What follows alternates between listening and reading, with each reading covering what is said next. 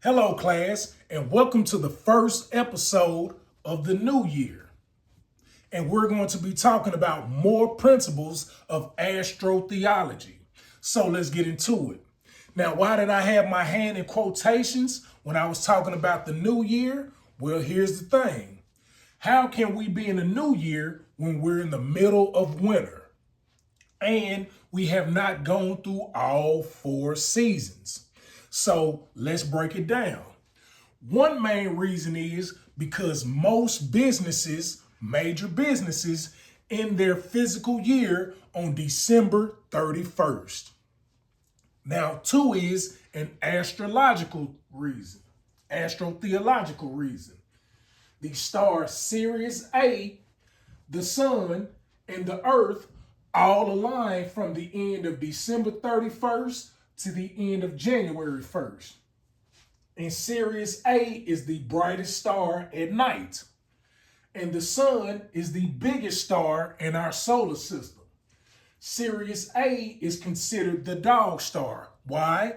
Because when you look up at night, it looks like a dog.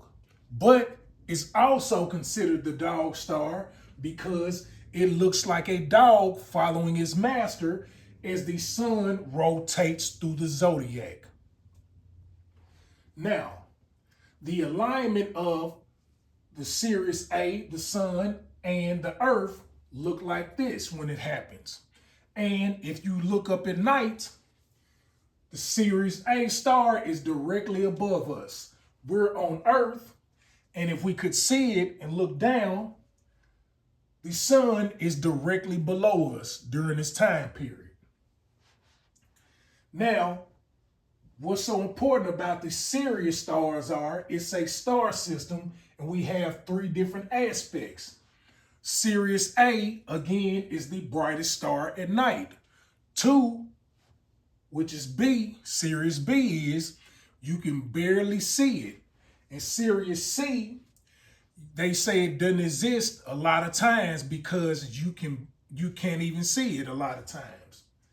And what's so important again about this is because an ancient tribe from Africa called the Dogon tribe say that their origins come from the Sirius star system. Now, I'm not into UFOlogy and I'm not into aliens. I'm just here to give you the game. And if you need some more knowledge on the Sirius star system, check out Sirius Times Media. Now, let's get into more astro-theology principles. The main 2 characters of astro-theology are the sun and the moon. And they play this role and have played this role all throughout history. We can go into the medieval times of King Arthur and Guinevere. King Arthur is the sun, Guinevere, his wife, is the moon, and the Knights of the Round Table. Then we have modern day, the comics, Batman and Superman. Superman is the sun, Batman is the moon. Superman gets his energy from the sun. If the sun is not around or it's an eclipse, he has no power or any energy. 2, Batman represents the moon. His nickname is what? The Dark Knight. When does he fight crime? At night. And he usually sleeps all day. Now, we can check this relationship out in biblical times as well. But I want to state this. Since religion has come in, we have had the problem like Batman and Superman. Why? Because Batman and Superman are usually at odds with each other. And that's where the problem comes in. They should be in harmony. And the same is with the Bible. The sun is Adam. The moon is Eve. The sun is Abraham. The moon is Sarah. The sun is Jesus. The moon is Mary Magdalene. And this can be found even more stories in the Bible. But what do these 3 women have in common? Especially Eve. Eve is considered to have brought sin into the world. And if you look up the original meaning and name for sin, sin stood for the moon goddess. And sin represents cosmic balance in its original form because you need the sun and the moon. Imagine if there was no sun and it was just nighttime with the moon all the time, and vice versa. Imagine if it was only sun all the time and no night. Imagine what it would be like. That's why you need both aspects. Just like a good man needs a good woman to bring a cosmic balance, and a good woman needs a good man to bring a cosmic balance. Then it became the word sin, mistake, or to fall short. And here's the thing. We as souls are brought into a world of mistakes. Our parents make mistakes. They taught us mistakes. Society makes mistakes and teaches us mistakes. So how can we come into this world and not make mistakes and fall short sometimes ourselves? And now the word sin means immoral act. And the concept of original sin did not start till 5th century AD, which is 500 years after Jesus walked this earth. So when Jesus was around enlightening people, he was not saying to people, I'm here to die for your sins. I am all of these things. He was just trying to enlighten people in the exact way that I'm trying to enlighten you. Not that I'm trying to call myself Jesus or anything. But the 5th century AD is when original sin came about. And St. Augustine of Hippo, who was a Catholic priest, is the one who brought that concept into play. Now, again, I said in Astro-Theology, a lot of times the main characters are the sun and the moon. But the planets play major roles as well, especially in Greek mythology. So let's break it down. And let's get into the aspects of each.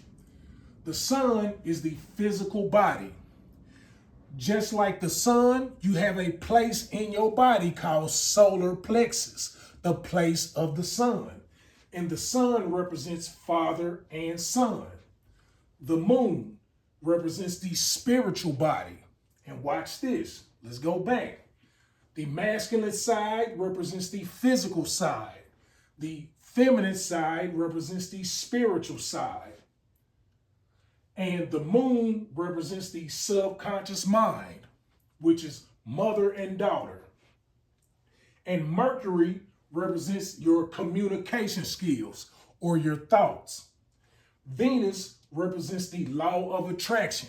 If you're trying to get that finance, that job, relationships, whether it's a companion or just friends, that's Venus. Mars, turn the M upside down to a W and you have wars. When you do Greek mythology, the god of war is called Mars. So we understand that back in the day that there was a book called Women Are From Venus, Men Are From Mars. That's where that concept comes from. And let's be real, we have a lot of war going on right now, and men are starting these world wars around the world. And Mars equals energy level. And you can play this a lot of times with physical sex. And if your physical sex level is low, you might want to see how Mars is affecting you. And it's more than physical sex, but that's the way I can break it down in a short time span. Jupiter represents philosophical and religious ideas or laws. Saturn, which is a big role in the Bible, because in the Bible, Saturn plays Satan, where we get the word Saturday, Saturn Day. And Saturn represents discipline and authority, self-governance or outside governance. And again, when we hear Satan coming back in 1,000 years, that's Saturn entering our atmosphere again. Uranus. Uranus represents rebellion, whether that's spiritual or physical. And a lot of times it's more spiritual than physical, but it can be both. Neptune represents illusion or imagination, the mind. And Pluto represents power, whether that be spiritual or physical. And it also represents spiritual or physical death. And a lot of times it's more spiritual than physical. And Pluto represents metamorphosis or irrevocable change. What is irrevocable change? Once the caterpillar turns into the butterfly, it does not go back to the caterpillar. And I wanted to end class off with this. A lot of people say, astronomers now say that Pluto is not a planet anymore. But here's the thing. Modern day astronomers and astrologers did not know where Pluto was until February 18th, 1930. And who showed them where it was? The Dogon tribe of Africa. The same tribe that says they come from the Sirius star system, A. And it stopped being, and astronomers stopped calling it a planet on August 24th, 2006. And this is where my problem lies. Pluto has been a planet for thousands, millions, billions of years, etc. And if you did not know where it was, how can you come back later on and say, oh, it's too small to be a star? It's too small to be a planet, so we don't call it a planet. But in this class, we call Pluto a planet. So this is all I have for today. This has been more principles of astro-theology. That's all I have for today. Class dismissed.